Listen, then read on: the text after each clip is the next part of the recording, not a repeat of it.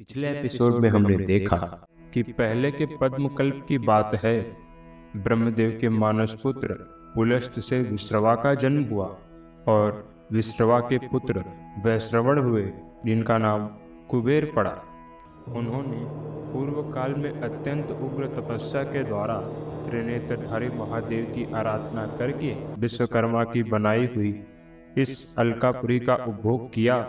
जब वह कल्प व्यतीत हो गया और मेघवाहन कल्प आरंभ हुआ, उस समय वह यज्ञदत्त का पुत्र, जो प्रकाश का दान करने वाला था, कुबेर के रूप में अथाह दुस्सह तपस्या करने लगा। इस प्रकार उसने 10,000 वर्षों तक तपस्या की। तदंतर विशालक्षी पार्वती देवी के साथ भगवान विश्वनाथ कुबेर के पास आए। उन्होंने प्रसन्न चित्त से अलकापति की ओर देखा। वे शिवलिंग में मन को एकाग्र करके ठूठे की काट की भांति स्थिर भाव से बैठे थे। भगवान शिव ने उनसे कहा, अलकापते, मैं वर देने के लिए उद्धत हूँ, तुम अपना मनोरथ बताओ। यह वाणी सुनकर तपस्या के धनी कुबेर ने जो ही आंखें खोलकर देखा, त्यों ही उमावल्लभ भगवान श्रीकंठ सामने खड़े दिखाई दिए। भगवान शिव पुनः उस ब्राह्मण कुमार से बोले, वत्स, मैं तुम्हारी तपस्या से संतुष्ट होकर तुम्हें वर देता हूँ। तुम निधियों के स्वामी और गुहों के राजा हो जाओ। सुव्रत, यक्षों, किन्नरों और राजाओं के भी राजा होकर पुण्यजनों के पालक और सबके लिए धन के दाता बनो। मेरे साथ सदा तुम्हारी मैत्री बनी रहेगी और मैं नित्य ही तुम्हारे निकट निवास करूंगा। मित्र, तुम्हारी प्रीति बढ़ाने के लिए मैं अलका के पास ही रहूंगा। अब आगे ब्रह्मा जी कहते हैं, नारद मुने, कुबेर के तपोबल से भगवान शिव का जिस प्रकार पर्वत श्रेष्ठ कैलाश पर शुभागमन हुआ, वह प्रसंग सुनो।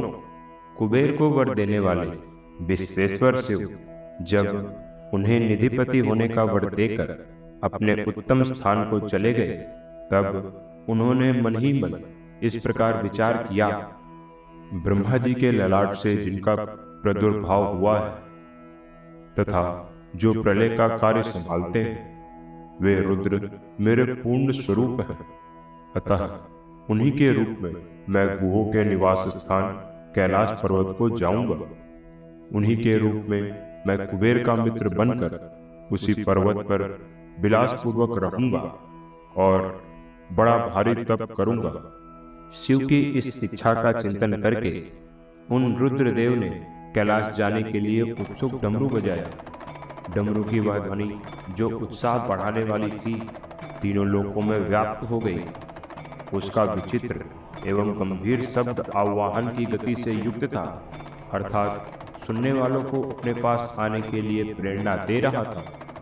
उस ध्वनि को सुनकर ब्रह्मदेव तथा श्री विष्णु आदि सभी देवता, ऋषि, मूर्तिमान, आगम, निगम और सिद्ध वहां आ पहुंचे। देवता और असुर आदि सब लोग बड़े उत्साह में भरकर वहां आए। भगवान शिव के समस्त पार्षद तथा सर्वलोक वंदित महाभाग गणपाल जहां कहीं भी थे, वहां से आ गए। इतना कहकर ब्रह्मा जी ने वहां आए हुए गणपालों का नामोल्लेख पूर्वक विस्तृत परिचय दिया। फिर इस प्रकार कहना आरंभ किया। वे बोले, यहाँ असंख्य महाबली गणपाल पधारे। वे सबके सब सहस्त्रों भुजाओं से युक्त थे और मस्तक पर जटा का ही मुकुट धारण किए हुए थे। सभी चंद्रचूड़, नीलकंठ और त्रिलोचन थे। हार, कुंडल, केयूर तथा मुकुट आदि से अलंकृत थे। वे ब्रह्मदेव, श्री विष्णु के तथा इंद्र के समान तेजस्वी जान पड़ते थे। अणिमा आदि 8 सिद्धियों से घिरे थे तथा करोड़ों सूर्यों के समान उद्दासित हो रहे थे। उस समय भगवान शिव ने विश्वकर्मा को उस पर्वत पर निवास स्थान बनाने की आज्ञा दी। अनेक भक्तों के साथ अपने और दूसरों के रहने के लिए यथा योग्य आवास तैयार करने का आदेश दिया।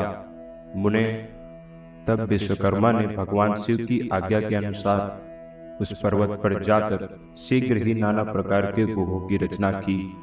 फिर श्रीहरि की प्रार्थना से कुबेर पर अनुग्रह करके भगवान शिव सा आनंद कैलाश पर्वत पर गए। उत्तम मुहूर्त में अपने स्थान में प्रवेश करके भक्त वत्सल परमेश्वर शिव ने सबको प्रेम दान दे सनात कर दिया। इसके बाद आनंद से भरे हुए श्री विष्णु आदि समस्त देवताओं, मुनियों और सिद्धों ने शिव का प्रसन्नता पूर्वक अभिषेक किया, उनका पूजन किया और बड़े उत्सव के साथ उनकी आरती उतारी। मुने, उस समय आकाश से फूलों की वर्षा हुई जो मंगल सूचक थी। सब और जय जयकार और नमस्कार के शब्द गूंज रहे हैं। महान उत्सव फैला हुआ है जो सबके सुखों को बढ़ा रहा था। उस समय सिंहासन पर बैठकर श्री विष्णु आदि सभी देवताओं द्वारा की हुई यथोचित सेवा को बारंबार ग्रहण करते हुए भगवान शिव बड़ी शोभा पा रहे हैं। देवता आदि सब लोगों ने सार्थक एवं प्रिय वचनों द्वारा लोक कल्याणकारी भगवान शंकर का पृथक पृथक स्तवन किया। सर्वेश्वर प्रभु ने प्रसन्न चित्त से वह स्तवन सुनकर उन सबको प्रसन्नता पूर्वक मनोवांछित वर एवं अभीष्ट वस्तुएं प्रदान की। तदंतर श्री विष्णु के साथ ब्रह्मदेव तथा अन्य सब देवता और मुनि मनोवांछित वस्तु पाकर आनंदित हो भगवान शिव की आज्ञा से अपने अपने धाम को चले गए। कुबेर भी शिव की आज्ञा से प्रसन्नता पूर्वक अपने स्थान को गए।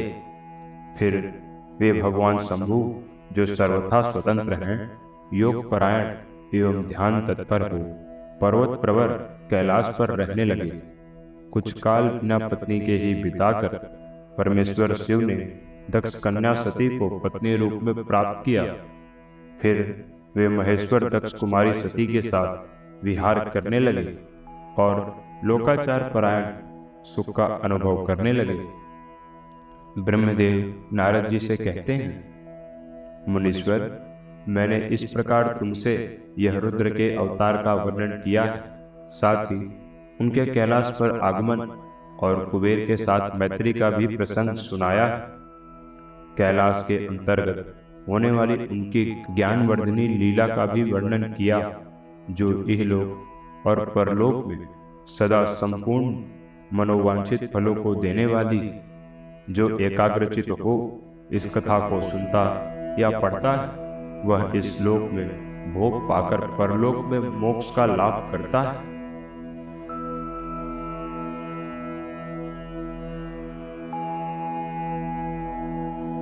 भाग